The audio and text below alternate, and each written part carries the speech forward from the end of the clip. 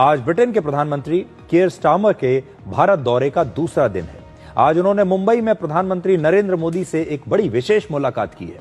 प्रधानमंत्री मोदी और प्रधानमंत्री स्टारमर ने मुंबई में ग्लोबल फिनटेक फेस्ट में हिस्सा लिया और ग्लोबल फिनटेक फेस्ट में डिजिटल सेक्टर से दुनिया भर के बड़े बड़े लोग, बड़े बड़े दिग्गज, बड़े बड़े एक्सपर्ट शामिल हुए हैं। आप सबसे पहले इन दोनों प्रधानमंत्रियों की मुलाकात की ये बेहद खास तस्वीरें देखिए।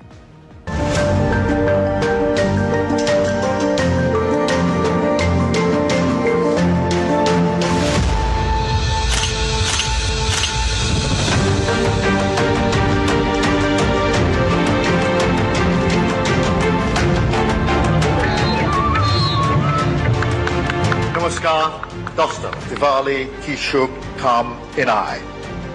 Thank you.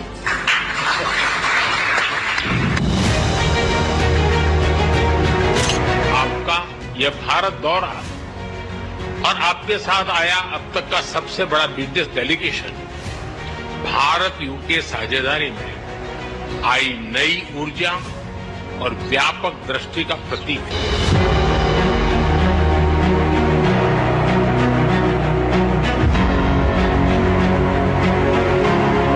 मुझे यहाँ आकर बहुत खुशी हुई।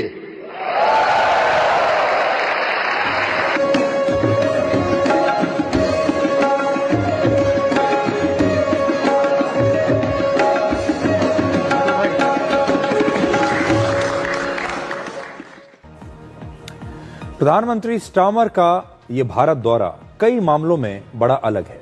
इस दौरे में प्रधानमंत्री स्टारमर न केवल बड़ी बड़ी डील्स कर रहे हैं, बड़े बड़े व्यापारिक समझौते कर रहे हैं, बल्कि वो एक दूसरे के साथ, यानी प्रधानमंत्री मोदी और वो एक दूसरे के साथ बहुत अच्छा समय भी बिता रहे हैं। अब आप आज प्रधानमंत्री मोदी के साथ उनकी मुलाकात का एक वीडियो देखिए। इस वीडियो में प्रधानमंत्री मोदी और प्रधानमंत्री स्टारमर एक दोस्त की तरह बातचीत कर रहे हैं और इस बातचीत में दोनों नेताओं के बीच किसी गंभीर मुद्दे पर चर्चा भी जरूर हो रही होगी। और बातचीत का यह तरीका दोनों नेताओं की दोस्ती, उनकी अपनी एक केमिस्ट्री और दो देशों के बीच रिश्तों को बेहद करीब लाता है। सामान्य तौर पर जब दो प्रधानमंत्री बातचीत करते हैं तो सब कुछ बेहद फॉर्मल होता है, लेकिन फ्री ट्रेड एग्रीमेंट की डील के बाद अब भारत और ब्रिटेन जिस तरीके से अपने व्यापार को आगे बढ़ा रहे हैं, उसके लिए ये इनफॉर्मल बातचीत बेहद महत्वपूर्ण है। अब आप इन दोनों नेताओं की दो और तस्वीरें भी देखिए। आज दोनों प्रधानमंत्रियों ने भारतीय कला और शिल्प से जुड़े प्रोडक्ट्स की एक प्रदर्शनी को देखा। दोनों नेताओं ने भारत के एक बड़े मशहूर गायक हैं अरिजीत सिंह, आप भी उन्हें जानते होंगे, और ब्रिटिश गायक हैं एड शीरन, इनका एक गीत सुना जिसे शास्त्रीय अंदाज में पेश किया गया था। आप भी सुनिए।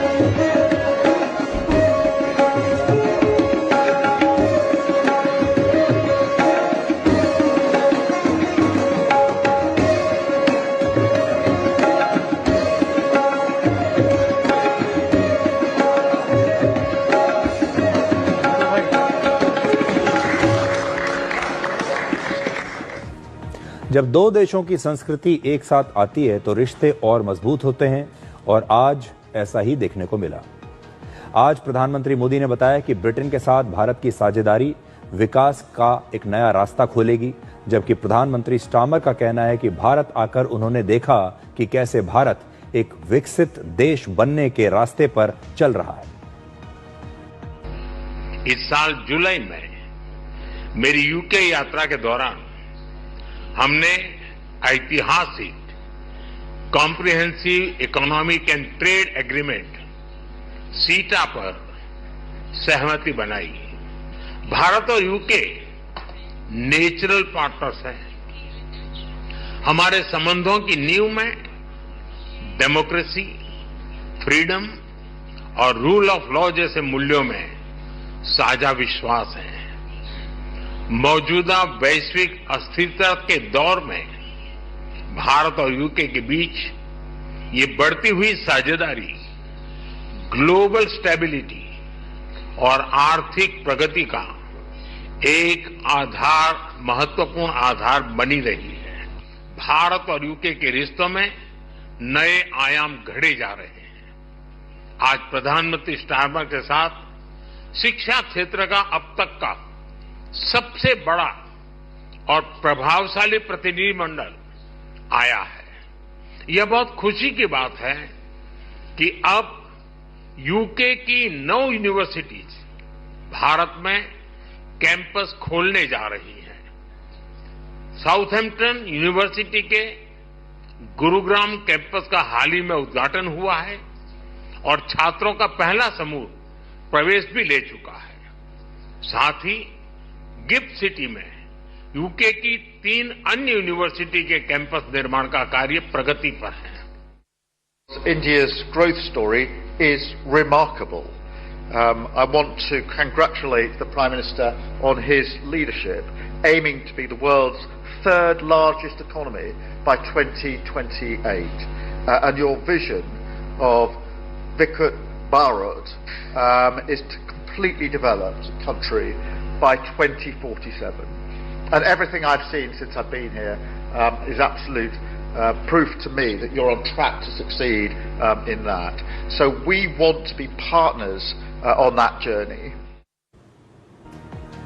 अब दोनों नेताओं की एक और शानदार तस्वीर देखिए, जिसे खुद प्रधानमंत्री मोदी ने सोशल मीडिया पर आज शेयर किया है और लिखा है कि भारत और ब्रिटेन की दोस्ती अब जोश से आगे बढ़ रही है। ग्लोबल फिनटेक फेस्ट में दोनों नेता आज एक ही कार में सवार होकर गए थे। यह तस्वीर आप देखिए।